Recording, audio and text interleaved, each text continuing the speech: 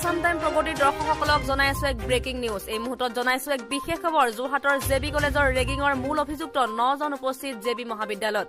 যোৰহাট জগন্নাথ বৰুৱা মহাবিদ্যালয়ৰ ৰেগিঙৰ মূল অভিযুক্ত 9 জন উপস্থিত হৈছে জগন্নাথ বৰুৱা মহাবিদ্যালয়ত।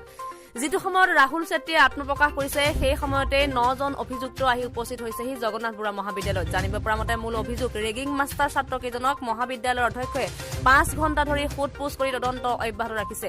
জিন্তু চেত্ৰী, বিক্ৰমাদিত্য বৰা, বিশাল ৰংপি, আকাশজ্যোতি শইকীয়া, শ্যামন্ত উপাধ্যায়, বাস্তৱ গোহাঁই, সুমিত ৰায়, দীপাংকৰ তামুলী আৰু অংকুৰ চাওদাং প্ৰাক্তন আৱাসীৰ বিৰুদ্ধে গোচৰ পঞ্জীয়ন হৈছে। এই সন্দৰ্ভত যোৰহাট সদৰ থানাত গোচৰ নং 893/2022 ভাৰতীয় দণ্ডবিধি আইনৰ 325/325/506/34 IPC আৰু red with section A of Assam prohibition of ragging act 1998 গোচৰ পঞ্জীয়ন কৰি আৰক্ষীয়ে প্ৰাথমিক তদন্ত আৰম্ভ কৰি আছে। সংবাদ মাধ্যমৰ পৰা আঁতৰি পলায়ন কৰিছে ৰেগিঙৰ অভিযোগ উত্থাপিত কৰা ছাত্ৰকেইজনৰ।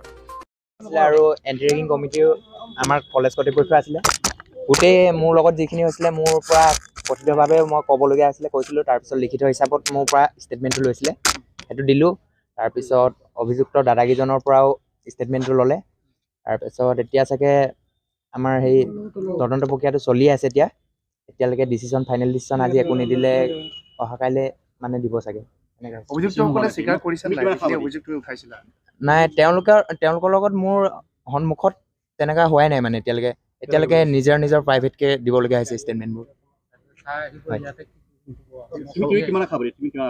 হয়, মই আশাবাদী। মই কলেজ কৰ্তৃপক্ষৰ লগতে প্ৰশাসনিক বিষয়াসকলৰ পৰা মোৰ আশ্বাস আছে যে যেতিয়া মই ভুগিব পাইছিলোঁ সেই ভোগা কথাটো মই এতিয়া সঁচা বুলি প্ৰমাণ পাম বুলি আৰু দোষীয়ে উপযুক্ত শাস্তি পাব বুলি মই আশাবাদী।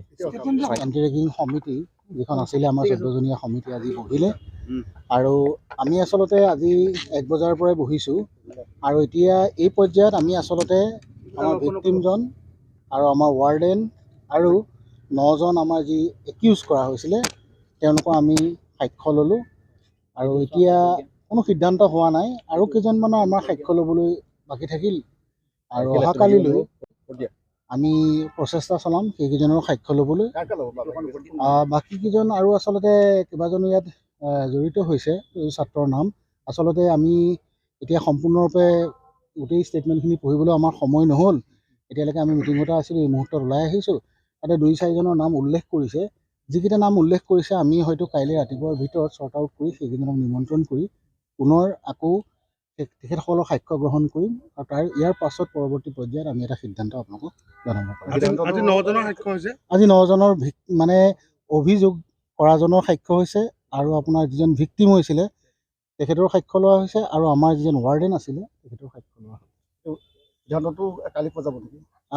কাইলৈ চাই লওঁ, কাৰণ এই মুহূৰ্তত মানে সেইকেইজনৰ সাক্ষ্য ল'ব পাৰোঁ নে নোৱাৰোঁ বা আছেনে নাই ছাত্ৰ বা আমাৰ অন্য যদি প্ৰাক্তন ছাত্ৰৰ নাম ওলায় সেইখিনি বিচাৰিব লাগিব। আমি যিমান দূৰ পাৰোঁ কাইলৈৰ ভিতৰত আমি সম্পন্ন কৰিবলৈ চেষ্টা কৰিম। সেইটো তদন্ত সম্পৰ্কত মই ক'ব নোৱাৰিম। তাৰমানে আমি জনালোঁ, আৰক্ষীক যিখন আমি এজাহাৰ দিলোঁ সেইখন আৰক্ষী বিভাগে তেখেতসকলৰ ফালৰ পৰা নিশ্চয় তদন্ত আগবঢ়াই নিছে আৰু আমাৰ ফালৰ পৰা আমি প্ৰক্ৰিয়াকৈ আমাৰ কলেজ কৰ্তৃপক্ষই তদন্ত আগবঢ়াইছে। যদি প্ৰমাণ হয় হয় তেতিয়া কি ধৰণৰ শাস্তি হ'ব?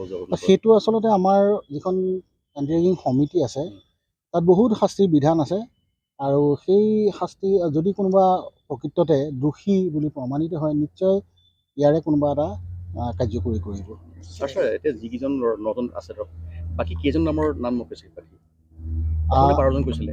হয় 9 জন আপোনাৰ ৰেগিং কৰা বুলি দিছিলে, 3জন আচলতে আপোনাৰ হেঁচা দিয়া বুলি দিছিলে। কি কয় সেই 3জন আকৌ হয় আমি 3জনকো আকৌ হয়তো বিচাৰিবলগীয়া হ'ব পাৰে সাক্ষ্য গ্ৰহণ কৰিবলৈ। এই অৱস্থাত আপোনালোকৰ এইখিনি প্ৰাক্তন ছাত্ৰ এজন আছিল, তেওঁ আহিলে, তেওঁ সাক্ষ্য দিলে ইতিমধ্যে, আজি সাক্ষ্য দি গৈছে। ব্যুৰ ৰিপৰ্ট, আসাম টাইম প্ৰগতি।